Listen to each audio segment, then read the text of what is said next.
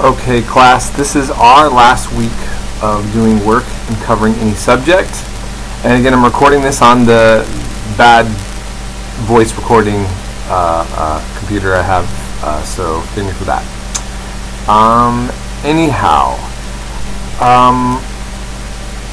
So I have to admit that after setting up all these videos for you guys to watch for this week and ending it on the last video, which you'll see, actually got me very emotional,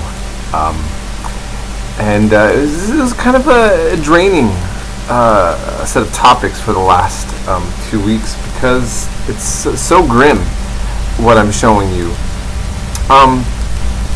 And I debated quite a bit about how I wanted to actually set up these last 2 weeks and if I wanted to take this route or not with the documentaries, to bombard you with all of these images and all of this grim war. But as I've mentioned before, I felt it's really something that we need to force ourselves to deal with, because as you see throughout all these videos, I don't have to spell it out, but just in case you're not totally focusing, Europe and the United States have been the major players for years, for decades, in some cases centuries, on a part of the world that most of us don't want to think about. And the consequences of some of what's been going on has been beyond our comprehension. Now, I want it to be known that as a person who studied Judaism, Christianity, and Islam for many years and teach it as a subject, in my World Civ 106 I actually teach world religion as a focus, incorporating that into my history class. Of course, most of my friends, I have a very diverse group of friends, Jews, Christians, Muslims, atheists, pagans. I've even known people who claim to worship the Dark One but have their own, bizarre kind of way of looking that Satan to them is some whole other thing. My goodness. I guess what I'm just saying is this. We live in the United States of America. The Constitution gives people the right to have religion. It doesn't give people a right to oppress other people. And, I think it's really simple to me. I might have said this before earlier, but one of the great things about what our founding fathers did, and I don't always give them praise for a lot of things, like slavery, for example, or the killing of natives, but one of the greatest legacies of our founding fathers was, as they came out of those religious wars in Europe, where Europeans were doing to each other what you're seeing happening in the Islamic world in these videos, they said, we're not going to let the United States be another place as a hotbed for religious wars.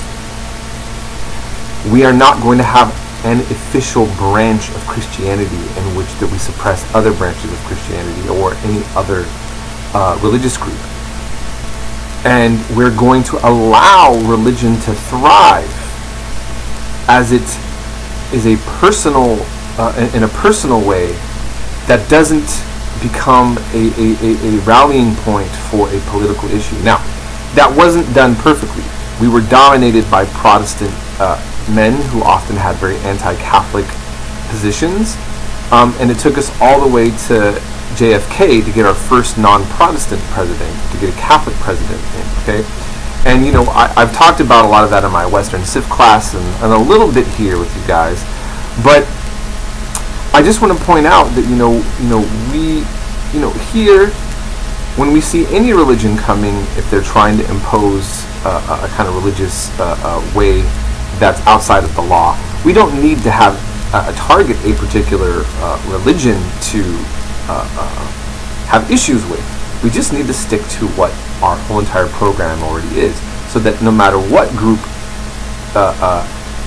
dominates demographically, in other words, whether we have a Muslim majority in Michigan or not, or Christian or not, the law says that we have a separation of church and state and allows people to worship freely. And I think that is a wise policy. Now it's me shoving my opinion down your guys' throat on that, and forgive me, but I just want to point out that, a world can be more peaceful than what we see. I've been in the Bay Area at a party. It's called the Shab-e Yalda. It's an Iranian, it's a Persian-based holiday that goes back before Islam. It's a winter solstice. And the household that had it were a Christian minority family from Iran that were leftists, political radicals back in the day. And they had many Iranian Muslims over that were Shiites. They had Sunni friends. They had people who were totally anti-religious. And they had men with the beards and the turban and women in head covering. They had alcohol for people who wanted to drink, and the Muslims that don't drink. And we stay up all night playing music, reading poetry, and sharing stories. It's beautiful. It's beautiful. And it made me feel really good about being an American and being a human being and engaging in a productive kind of setting. These things are possible, but wars and conflicts make them harder to sustain. I mean, just think about some of the issues that Americans have where we're confused and conflicted in our society. Let's take a look at the way whites feel about the Black Lives Matter and vice versa, an issue of police. And I noticed on my Facebook, I made very light opinions and had several friends of years delete and block me, delete me. And I didn't say really anything controversial and then I've seen people just deleting, saying, I'll delete you if you say this.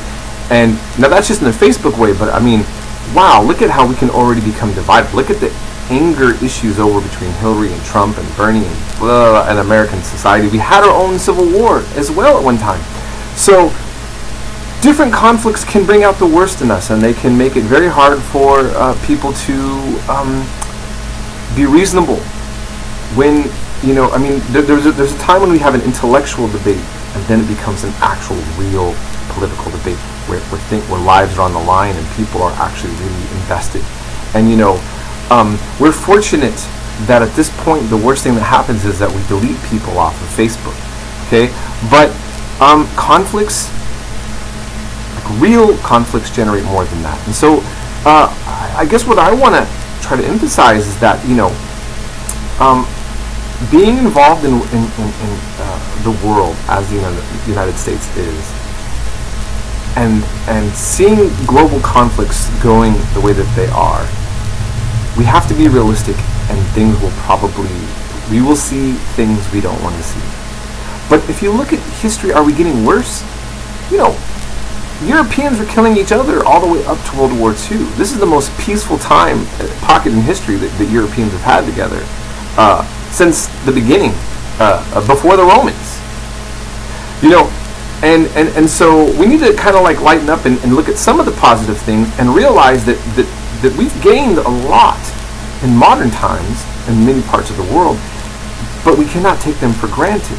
To sustain them, we have to make decisions that would be more to sustain a peaceful situation as opposed to create divisions and problems. And the point of this class was not to answer what to do about these things. I want to break you out of your fantasy world, your American virtual reality.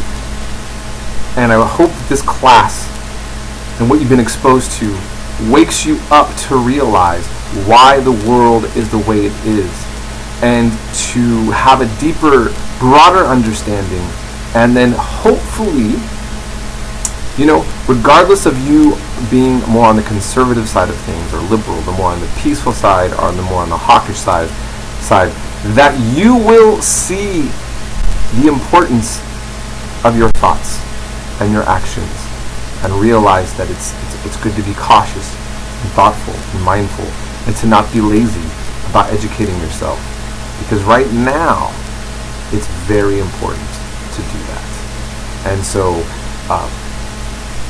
we're doing like last week. You just take the notes, the discussions, and then we'll have a final paper for next week. It will be very relatively easy paper. Right now, what's best for you to do is to check your grades. If there's any questions about your grades, any other questions about these topics, anything else, now is the time to get a hold of me. I'm opening up the class early for today, and I will be available to help you out all the way up until we just have our final paper. You got through a lot of work. I congratulate you on that, and we'll be in touch as